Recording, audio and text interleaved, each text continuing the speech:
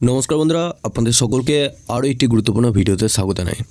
আপনাদের এবার বার্ধক্য ভাতা, বিধবা ভাতা এবং আরও যে সমস্ত ভাতা রয়েছে সেই সমস্ত ভাতা এবার নাকি আপনাদের পৌরসভায় আবেদন করতে হবে। তো এই নিয়ে আপনাদের এটি খবর উঠে এসেছে, কি জানানো হয়েছে এই আপডেটে। তো সব কিছু তথ্য আপনাদেরকে এই ভিডিওটির মাধ্যমে সমস্ত কিছু ডিটেলসে জানাবো। তার আগে আপনারা যদি আমাদের এই চ্যানেলে নতুন হয়ে থাকেন, চ্যানেলটিকে অবশ্যই সাবস্ক্রাইব করে বেল নোটিফিকেশানটা অল করে দিবেন। নতুন কিছু আপডেট দেবো, আপনারা ওই নোটিফিকেশান বেলের মাধ্যমে আমাদের সমস্ত রকম খবর সবার আগে পেয়ে যাবেন। সমাজ কল্যাণ বিভাগ কলকাতা পৌরসভা পরিচালনা করলেও ভাতা পেতে আবেদনপত্র পাঠাতে হতো নারী, শিশু ও সমাজ কল্যাণ দপ্তরে। এর জেরে ভাতা পেতে অনেকেই ভোগান্তিতে পড়তেন বলে অভিযোগ ছিল। তবে এবার থেকে বার্ধক্য ভাতা, বিধবা ভাতা এবং মানবিক ভাতার জন্য কলকাতা পৌরসভার কমিশনের কাছে আবেদন করলেই চলবে। নারী, শিশু ও সমাজ কল্যাণ দপ্তরের বিশেষ সচিব সঙ্গমিত্রা ঘোষ 22 জুলাই এই সংক্রান্ত একটি বিজ্ঞপ্তি জারি করেছেন। পৌরসভা সূত্রে খবর, টক টু মেয়র অনুষ্ঠানে অতীতে ওইসব ভাতা সংক্রান্ত নানা অভিযোগ এসেছে। অভিযোগ সামলাতে রীতিমতো হিমশিম খেতে হতো মেয়র দপ্তরকে। আবেদন করেও ভাতা না মেলার অভিযোগই আসতো বেশিরভাগ। পৌরসভা থেকে অভিযোগ পাঠানো হতো নারী, শিশু ও সমাজ কল্যাণ দপ্তরে।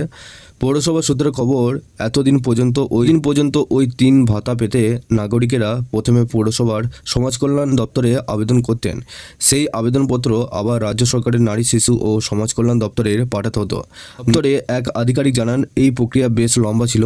2 দপ্তরের মধ্যে সমন্বয় সাধন করে চলতে হতো। নাগরিকের সুবিধার্থে এবার সরাসরি পৌরসভার কমিশনের কাছে ভাতার আবেদন করা যাবে।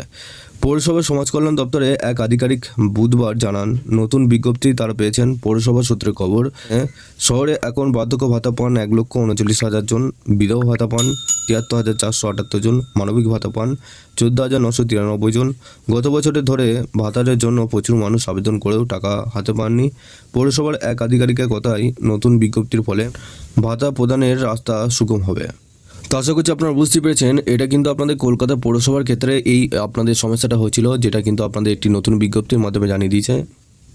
আপনাদের বাকি যে সমস্ত জেলাগুলো রয়েছে, যেভাবে আপনাদের ব্লক অফিসে আবেদন হয় বা দুয়ারে সরকার ক্যাম্পে যেভাবে আপনাদের আবেদন প্রক্রিয়া ছিল, সেভাবেই আপনাদের আবেদন থাকবে।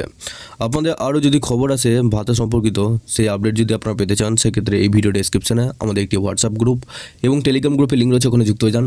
ওখান থেকে আপনারা প্রত্যেক দিন সমস্ত রকম খবর সবার আগে পেয়ে যাবেন। সবার শেষে চ্যানেলে যদি নতুন হয়ে দেখেন, চ্যানেলটিকে অবশ্যই সাবস্ক্রাইব করে বেল নোটিফিকেশানটা অল করে দিবেন।